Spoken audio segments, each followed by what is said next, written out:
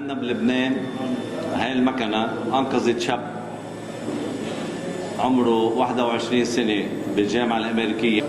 طب بقلب الملعب كان في شابين عارفين بالمكنة وبيعرفوا يستعملوها بالسرعة اللازمة، قدروا أنقذوه للشاب. لكن إجا الصليب الأحمر، كان الشاب رجع قلبه يدق وأنقذوا شاب عمره 21 سنة بمكنة. أنا استفسرت عن حقها، منا غالية بالنسبة لحياة شاب ولا صبية. My name is Eli Asaf. I'm here today with you to share a real life testimony of how one of your devices helped save my life. I'm a 24-year-old Lebanese guy who came here to basically thank you all for your hard work, for what you're offering us, and for literally saving my life and giving me a second chance. And what brought me here today is basically Vanina and Muhammad reaching out due to, of course, knowing about my story, and Muhammad was the key player in that story, having imported that device to Lebanon and assisted within the operation that I had back in December of 2018. So yeah, that's what brought me here today. In my senior year of high school, I volunteered for the Lebanese Red Cross, an association that was very dear to me, and I still respect a lot what they do. And in my year of volunteering there, I was exposed to 2 CPR cases. The first one was an old lady that went to sleep and never woke up. And when we got the call, we didn't know when was the T0 where we lost her, to have a lot of hope within the resuscitation process. We did our work to the best that we could, to the best of our ability. Unfortunately, the case was not a success. But the second case, which is dearest to me, and of course both of them, I remember them exactly how they went, to the detail, because you can't forget the feeling of having that first push on the chest and separating the ribs from the sternum.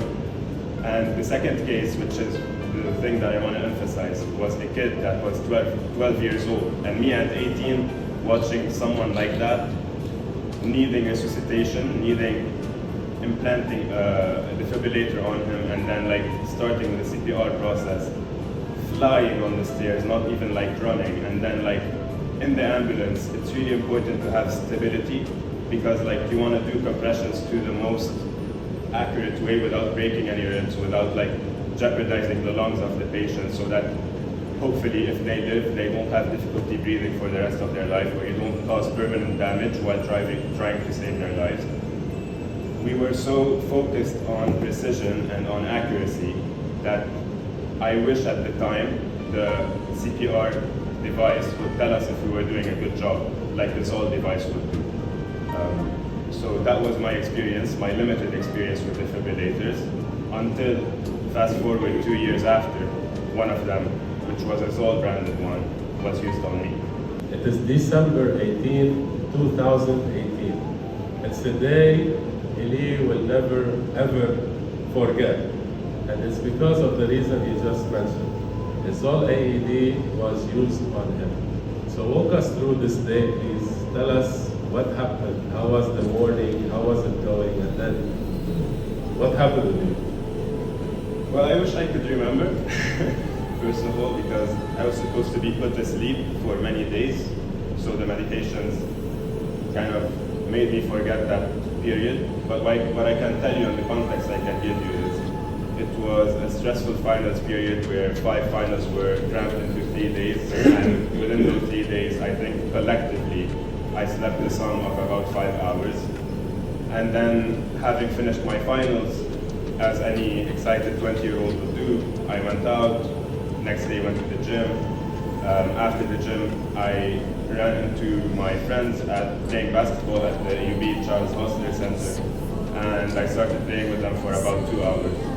At the end of the 3rd hour, I just told them, "Hey guys, I'm really tired." Threw the ball on the floor, threw my glasses on the floor, and just laid back.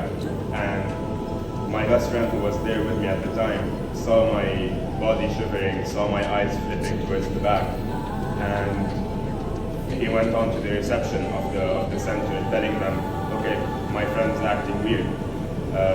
One of 2 people at the reception had the good intuition to bring the AED machine. Of course, an AED is not the first thing you expect to see.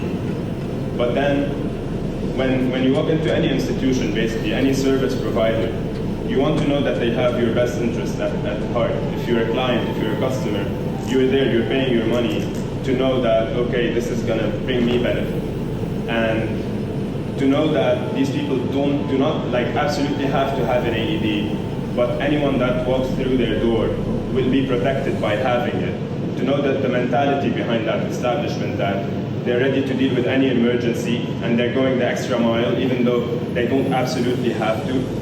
That for me puts that institution in a place that's so respectable, that's so, like, they were willing to spend that extra money for someone they don't know, for someone that might not use it, for someone that hasn't yet walked through their doors probably. And so they were thinking of how to best serve their people or anyone that walks through their doors even before having that need. Not just responding, not just being reactive to what's happening, but being preventive, being like aware of what might happen and what might go wrong, and investing in order to prevent that.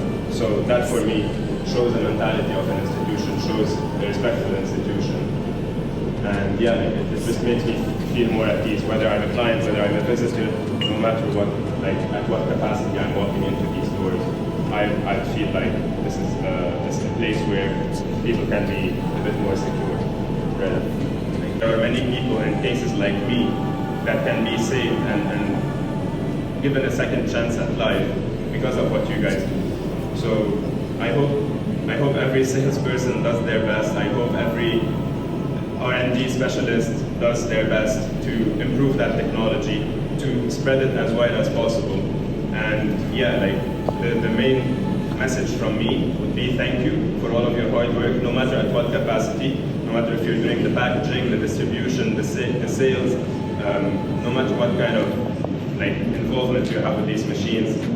Truly thank you for what you're offering us, for what you've offered me, and I hope you keep on going and you keep going, like you keep doing the best technology out there. Really, thank you for being with us. You don't know us. We don't know you by name until last week, but we knew you and we followed you during all this path. Thank you. I want to thank you as well. I want to thank the rescuers who I met very recently. I want to tell you two things. That we delivered the parts for the AED that rescued you one day before your incident. So it was on the 17th of December of 2018. And the second thing, we were following up on you daily without knowing your name, without knowing who you are. We just got the consent from the AED and from you to share the story without any name at that part. And we basically, I'm definitely emotional because it was the first save out of 8 of them now in Lebanon, where we did actually, we deployed until now more than 400 AEDs in the country, public and private ones. First of all, welcome back to life. And I would like to thank you on behalf of all the team here. I do realize it takes really a lot of courage to sit on this chair and share such an emotional experience. This is by no means easy.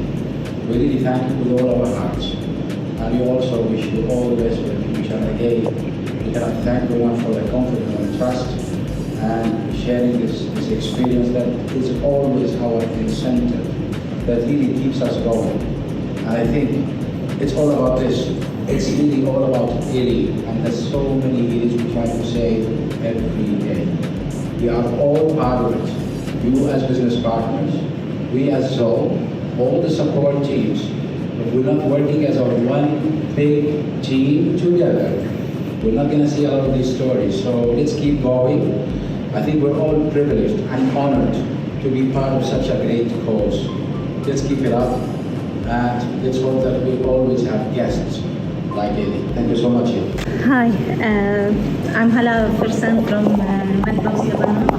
I just want to ask you, if you don't mind, would you please share with us the part concerning the mental health support for you, for your family after the resuscitation, after coming back to life? I think this is an important aspect that we mostly miss out. So please, if you don't mind, we would love to hear this. Thank you. Of course, that's a great question. I do believe it's an integral part of the recovery process. It's not just a physical recovery. For me personally, it was mainly family and friends. I am lucky to have my brother standing here today. He, for many weeks, actually, I'm not going to say it's embarrassing to share, but for many weeks he was helping me even to shower. Like that's how important his support was. And I'm someone who believes that when you talk about something and put it out there, it helps you hear it, it helps you process it, to let it sink in. I'm still not sure if I'm like completely over it. I'm not sure if I'll ever be, you know, but like when you learn to accept it, when you learn to actually acknowledge how important it is in keeping you alive, and like the odds of me still being here and with thankfully full, more or less full mental capacity, it's really something you learn to appreciate with time. Of course, in the beginning, as I said, it was a bit more difficult as a 20-year-old to let that, to accept that being reality. You see people, like especially at the beach, you see people when they're talking to you, like looking down at it, looking at it, and or like sometimes pointing, sometimes, you know, like it's not something that people expect to see. There's definitely a lot of awareness to be spread around this, but yeah, like when you accept it as this is not a point of weakness, this is a point of pride. Like not a lot of people can say, oh, I've been gone and back. Thankfully, when you see that, you're proud of, or like it's a point of strength. It drives me forward, and it makes me want to come to such engagements, to say thank you, to say keep up the good work, to say please develop that technology even further. And yeah, like mainly to recap on your question of how the mental recovery was mainly friends, family, and just like learning to accept it with time. So I think that's the natural process for it. That's innovative.